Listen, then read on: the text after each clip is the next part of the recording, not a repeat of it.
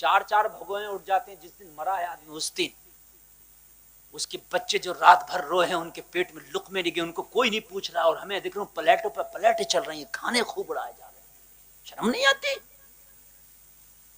ابھی ایک جگہ رمضان شریف میں انتقال ہوا، لوگوں ظہر کے بعد دفن ہوا، 8 بھگونے کھا گئے ظہر کے بعد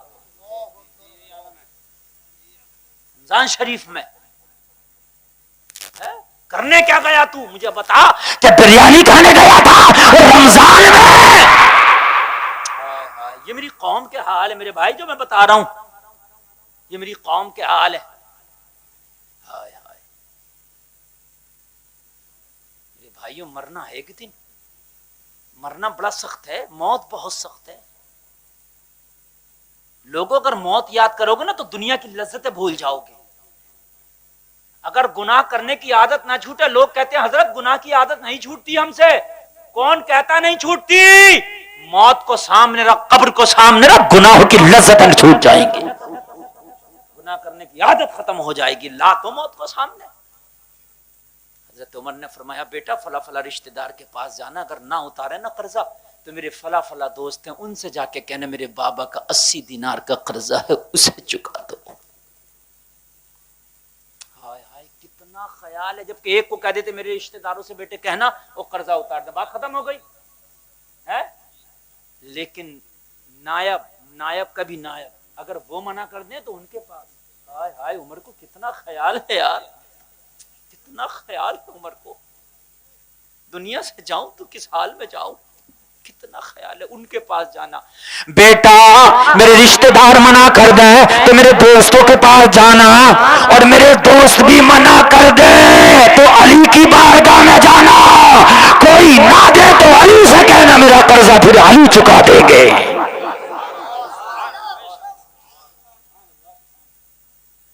اب ایک بات میں ڈنڈا ٹھوک کے بولوں گا، سید صاحب کو گواہ بنا کر، آل رسول بیٹھے ہیں ڈنڈا ٹھوک کے گواہ بنا کر، یہ رافضیوں کے منہ پہ بہت بڑا عمر کا تھپڑ ہے،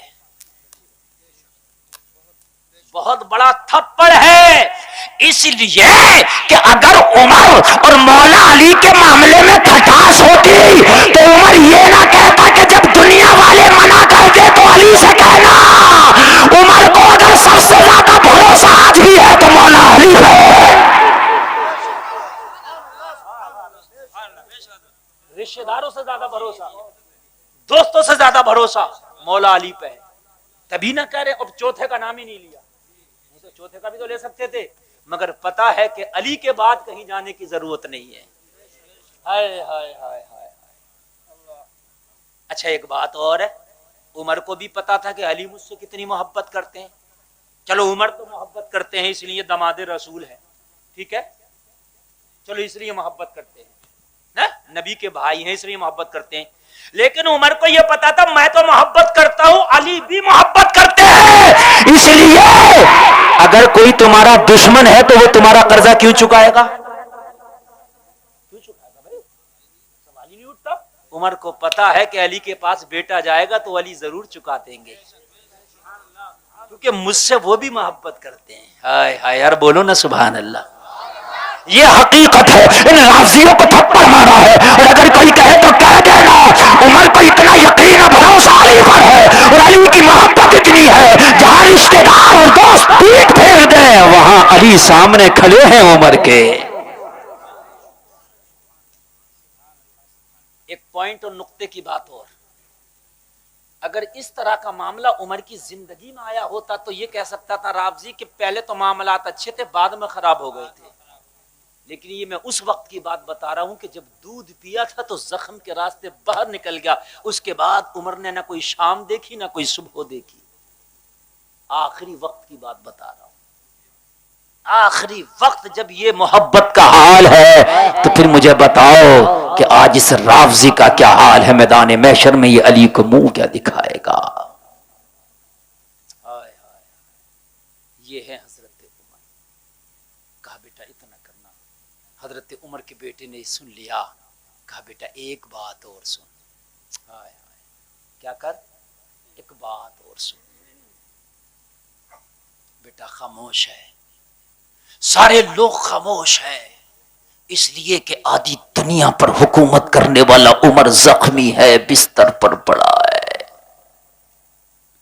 سارے لوگ حضرت عمر کی بارگاہ میں کھڑے ہیں. حضرت عمر کی حالت نازک سے نازک تر ہوتی چلی جا رہی ہے. کہا بیٹا ایک بات اور سو.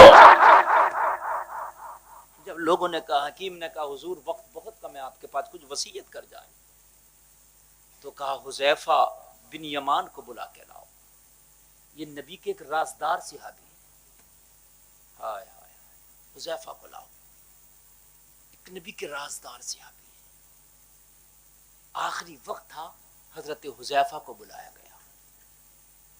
حضرت حذیفہ جب آئے تو حضرت عمر نے فرمایا حذیفہ تم نبی کے رازدار ہو، نبی نے تمہیں ان منافقین کی لسٹ دی تھی جو مدینہ میں ہیں. ان منافقین کی لسٹ تمہارے پاس ہے جن کو نبی نے بتایا تھا. تم جانتے ہو کہ کون کون منافق ہے، یا مصطفیٰ جانتے ہیں کون کون منافق ہے؟ یہ بتا حذیفہ، اس لسٹ میں عمر کا نام تو نہیں ہے. سمجھ ماری کہ نہیں آ رہی ہے آپ کے؟ یہ مسجد کی سیڑھیوں سے جو نوجوان جا رہے ہیں نا، یہ دنیا کے عجیب اٹکل نوجوان ہیں. ان کو اگر ناچ گانے کی ہو نا تو یہ کرسیوں سے ہٹے نہیں. اتنی زبردست، خدا کی قسم میں تقریر کر رہا ہوں، شاید میں نے یہ تقریر کئی سالوں میں کی ہوگی جو میں کر رہا ہوں. ہاں، آپ یہ مت سوچئے کہ میں بہت زیادہ جوش میں بولوں، میں دھوئیں نکال دوں. میں میرے سینے میں اللہ نے وہ جان دی ہے. ہندوستان میں ابھی بھی کوئی نہیں ہے میرے مقابلے پہ آج بھی بول دے. میں 2 سے 2.5 گھنٹے جس ٹیپ پہ جا کے بولتا ہوں آدمی 10 بار سوچتا ہے. لیکن آج میں بہت ہوش میں بولنے کی کوشش کر رہا ہوں. اگر آپ نہ سنیں تو آپ کی کم قسمتی ہے. یہ تقریر روز نہیں ہوتی ہے. یہ حضور سید صاحب قبلہ نے بلایا تو میں سوچا ہوں کہ کچھ آپ کو دے کر جاؤں. حالانکہ میری تقریر 1 گھنٹے سے زیادہ ہو چکی ہے. اب آپ سنیں تو میں سنا دوں، نہیں تو ختم کر دوں. بتائیے آپ.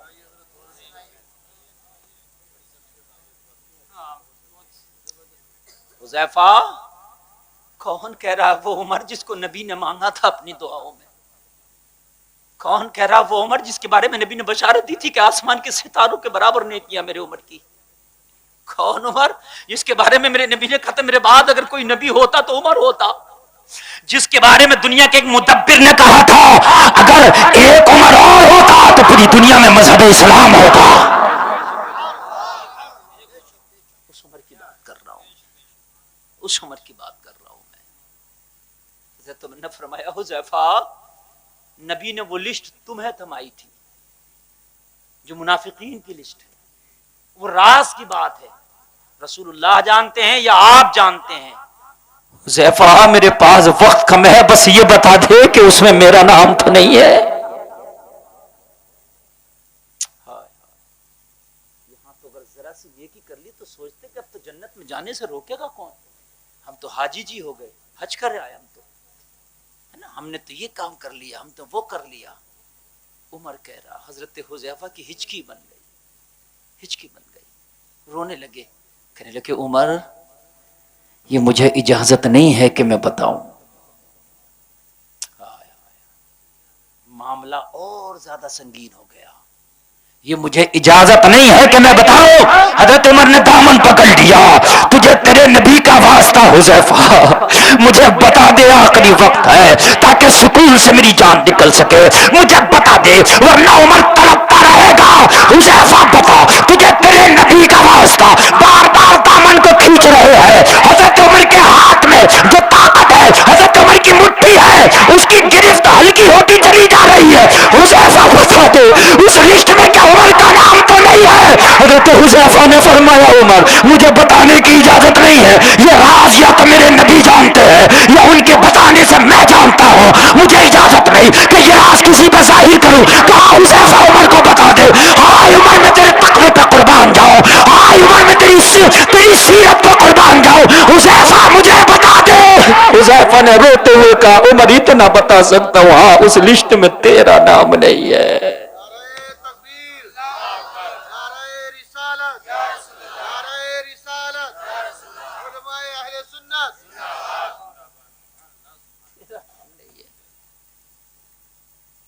حضرت عمر نے سانس لی اور سانس لے کے اپنے بیٹے سے کہا بیٹے ایک بات، ایک کام اور کر دے میرا.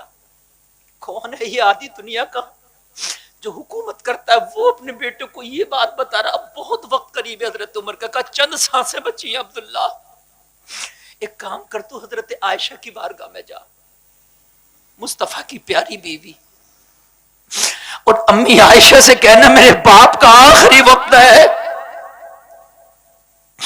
میرے باپ کا آخری وقت ہے، وصال قریب ہے،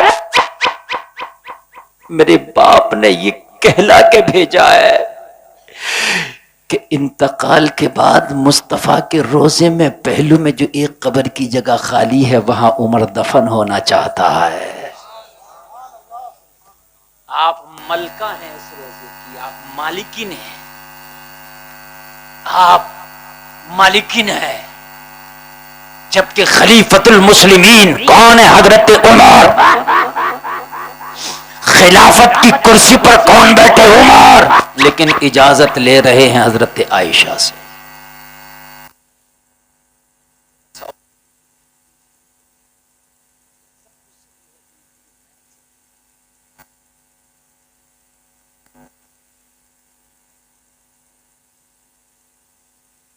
حضرت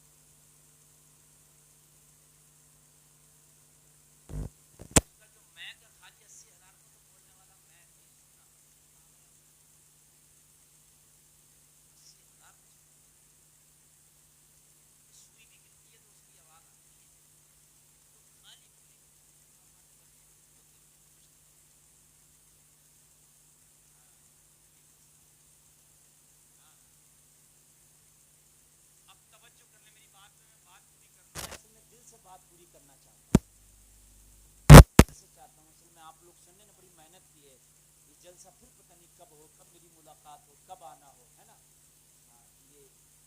یہ سب جو ہے یہ اچھی باتیں ہیں، یہ اچھا وقت ہے، حالانکہ میں نے تقریر جتنا بولنا تھا وہ وقت بھی میں نے بول دیا، لیکن پھر بھی یہ میرا دل چاہ رہا ہے کہ میں کچھ بات آگے بڑھوں۔ اجازت ہے نا آپ لوگوں کی؟ سبحان